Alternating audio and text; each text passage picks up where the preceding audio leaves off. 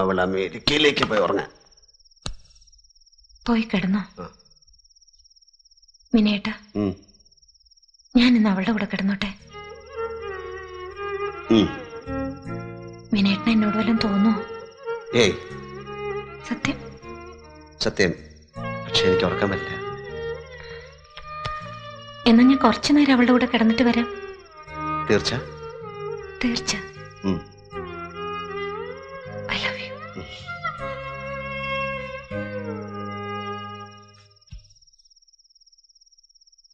ഒരാള് കമ്പനി തരാൻ അങ്ങോട്ട് വന്നല്ലോ. പിന്നെ എന്തിനാ ഇങ്ങോട്ട് വന്നേ? പോയി കിടന്നോ. പോയി കിടന്നോളൂന്നേ. ഞാൻ എങ്ങോട്ടും പോകുന്നില്ല. എങ്ങോട്ടും പോകുന്നില്ലെന്ന് പറഞ്ഞ? ഞാൻ അമേരിക്കയിലേക്ക് പോകുന്നില്ലാന്ന്. സത്യാണോ? സത്യം.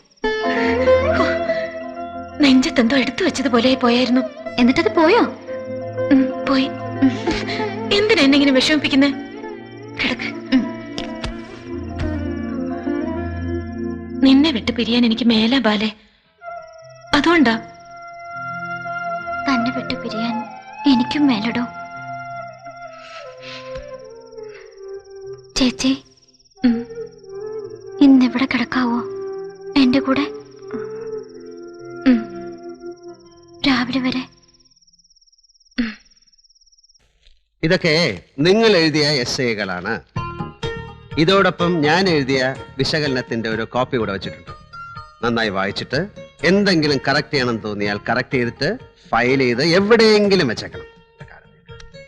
അത് കഴിഞ്ഞ് പരീക്ഷയുടെ തലേ ദിവസമേ ഇതെടുത്ത് നോക്കാവൂ. ഇനിയുള്ള പാഠങ്ങളും ഞാൻ പഠിപ്പിക്കില്ല. പഠിപ്പിച്ചു തരാൻ ഒരാളുണ്ടെങ്കിൽ തന്നെത്താൻ പഠിക്കാനുള്ള ഒരു ഇൻട്രസ്റ്റ് നഷ്ടപ്പെടും. അല്ലേ? സാറിനെ പോലെ ഞങ്ങൾക്കൊരു ഗുരുവിനെ കിട്ടി. സാറിന്റെ ഗുരു ആരായിരുന്നു? അമ്മ. അച്ഛൻ 10ാം ക്ലാസ്സിൽ ഫസ്റ്റ് റാങ്കിൽ തോറ്റതിന് ശേഷം സമയം കളയാതെ ബിസിനസ്സിലിറങ്ങി ഫസ്റ്റ് റാങ്കിൽ പാസ്സായി. എന്റെ അമ്മ ഹെഡ് മിസ്ട്രസ് ആയിരുന്നു. മാധവിയമ്മ ടീച്ചറിന്റെ കയ്യിൽ ഇപ്പോഴും ചൂരല് പിടിച്ച തഴമ്പുണ്ട്. ചെറിയ ചെറിയ തെറ്റുകൾക്ക് പോലും അമ്മ കുട്ടികളെ തല്ലുമായിരുന്നു. പിന്നെ റിട്ടയർ ചെയ്ത ശേഷം അമ്മ മുറിയിൽ ജനാലയ്ക്ക് പുറത്തേക്ക് നോക്കിയിരുന്ന് പലപ്പോഴും കരയുന്നത് ഞാൻ കണ്ടിട്ടുണ്ട്. ചെയ്തത് മുഴുവൻ തെറ്റായി പോയി എന്നാണ് അമ്മയുടെ ഇപ്പോഴത്തെ തോന്നൽ. ആരൊക്കെയോ പഠിപ്പിക്കാൻ പറഞ്ഞത് കുട്ടികളെ പഠിപ്പിച്ചു എന്നല്ലാതെ കുട്ടികൾക്ക് വേണ്ടത് അമ്മയ്ക്ക് പഠിപ്പിക്കാൻ കഴിഞ്ഞില്ല അത്രേ. അമ്മ എന്ന എന്റെ ഗുരുവിനെ നമിച്ചാണ് ഞാൻ നിങ്ങളുടെ ഇടയിലിരിക്കുന്നത്. തെറ്റുപറ്റി എന്ന് എനിക്കൊരിക്കലും ദുഃഖിക്കേണ്ടി വരില്ല. അമ്മയ്ക്കറിയോ ഇതൊക്കെ? പിന്നെ അമ്മയല്ലേ പിന്നിൽ നിന്ന് എന്നെ നയിക്കുന്നത്. ഞാൻ വെറും ഒരു ഇടയാൾ.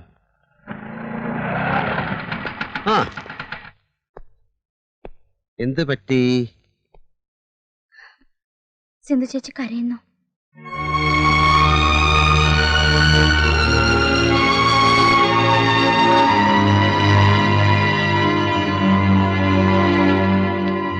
എന്താ നമ്പേരേറ്റം ഉണ്ടായത്? സിന്ധുവിന്റെ മാനേജറെ താൻ പോയി വെറുതെ ചിരിച്ചു കാണിച്ചു പോകുന്നില്ലേ? അത് പോരായിരുന്നു. പിടിച്ചു നിർത്തി 4 നല്ല പൂശ് പൂശേണ്ടതായിരുന്നു. എന്നാലും ഇത്രയല്ലേ അവന് ചെയ്യാൻ പറ്റുള്ളൂ. എന്ത് ചെയ്തു? ബാല വന്നതുകൊണ്ട് ലീവ് ചോദിക്കാൻ ചെന്നതാ സിന്ധു. അപ്പൊ ആ സർവേ ടീമിന്റെ കൂടെ സിന്ധുവിന് ഡ്യൂട്ടി കിട്ടും അയാള്. സിന്ധുവിന് നാളെ വെളുപ്പിന് പോകണം. 4 or 5 ദിവസം എന്ന് പറഞ്ഞിട്ട് എന്താ കാര്യം? അവൻ പക തീർത്തില്ലേ? എന്ത് പക? രാജിക്കത്ത് എഴുതി അവന്റെ മോന്തയ്ക്ക് എറിഞ്ഞോടത്തേക്കും പറയണം. അല്ലെങ്കിൽ സിക്ക് ലീവ് സംഘടിപ്പിച്ച് അവന്റെ മേശപ്പുറത്ത് ഇട്ടേക്കണം. അതാ നല്ലത്. അത് ചെയ്താൽ മതി വിനയാ. സിന്ധുവിന് ഇപ്പൊ പോവാൻ മനസ്സില്ല. അത് തന്നെ.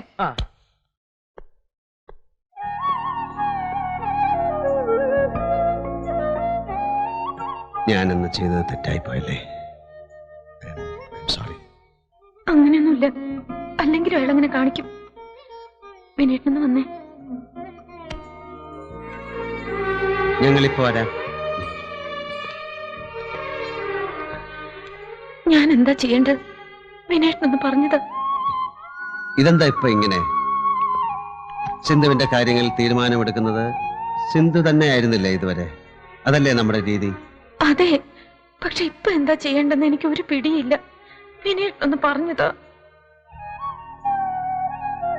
പോണെന്ന് തന്നെയല്ലേ സിന്ധുവിന്റെ മനസ്സിൽ? ആണോ? ആയിരിക്കണം.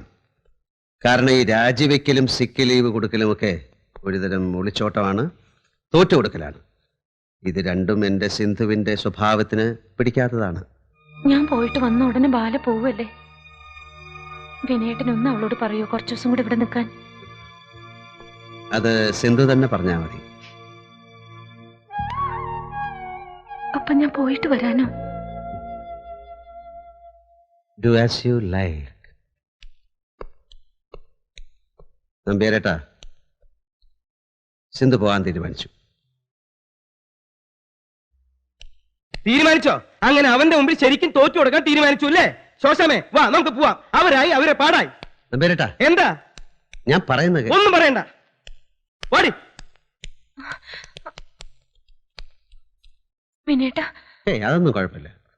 നീ ഒന്ന് വന്നേ. സിന്ധു ചേച്ചി പോകാതിരിക്കുമെന്ന് പേടിച്ചിരിക്കായിരുന്നു ഞാൻ. അയ്യടാ, വാ.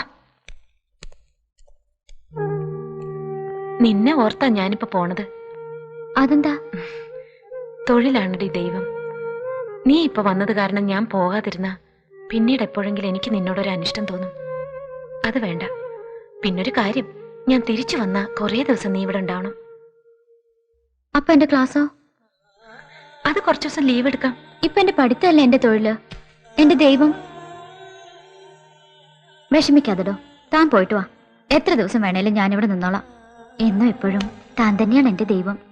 നിന്നെ കണ്ട് കൊതി തീർന്നിട്ടില്ല. ഇങ്ങനെ മുടി വെട്ടിയതൊക്കെ ചേരുന്നില്ലെന്ന് ഞാൻ ചുമ്മാ പറഞ്ഞതാ. നിനക്ക് ഇണങ്ങുന്നുണ്ട് ഇതൊക്കെ? താൻ പോ, ചുമ്മാ സ്നേഹം പിടിച്ച് വാങ്ങിക്കാതെ പോ.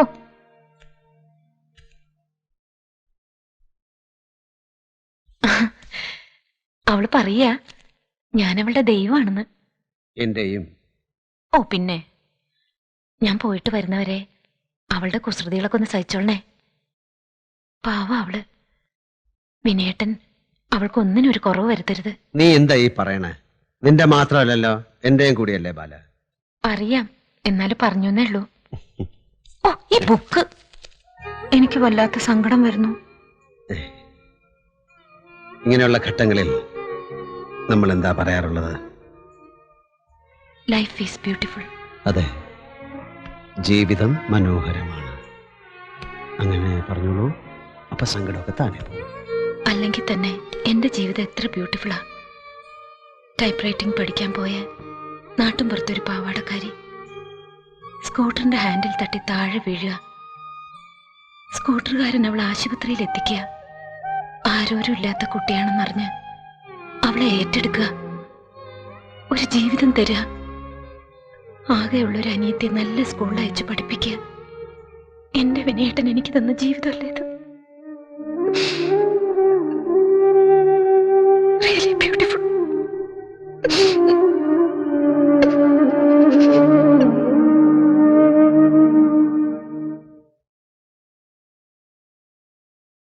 ഓഫീസ് അടച്ചു. മാനേജറുടെ വീട് എവിടെയാ? എന്തിനാ നമ്പ്യാരേട്ടാ? ചുമ്മാ ഒന്ന് കാണാൻ. എവിടെയാ വീട്? എനിക്കറിയില്ല നമ്പ്യാരേട്ടാ. വേണ്ട, ഞാൻ കണ്ടുപിടിച്ചോളാം. ഇതൊക്കെ ജനലൊക്കെ വന്നാന്നോ ചോദിക്കുന്നത്? പിന്നെ വാതിലടച്ചാ പിന്നെ ജനലിൽ കൂടെ അല്ലാണ്ട് ആരാച്ചോടെ നോക്കുക? വാതിലടച്ചത് കാര്യം ഉണ്ടായിട്ട് പോ. ആ. ജനല് ഏ? എന്നാ. ഓ, നമ്പ്യാരേട്ടൻ ഒരു നാണവുമില്ല. ജനാൽക്കൽ വന്ന് നിന്ന് നമ്മൾ ചുമ്മാ കിടക്കായിരുന്നല്ലോ അല്ലേ? പുള്ളിക്കറിയാം നാളെ സിന്ധു പോകുന്നോണ്ട് ഇവിടെ പലതും നടക്കുന്നു. അതുകൊണ്ട് ചുറ്റിപ്പറ്റി എന്നതാ. ജനലടച്ചേക്കാം, അല്ലെങ്കിൽ അയാൾ ഇനിയും വരും.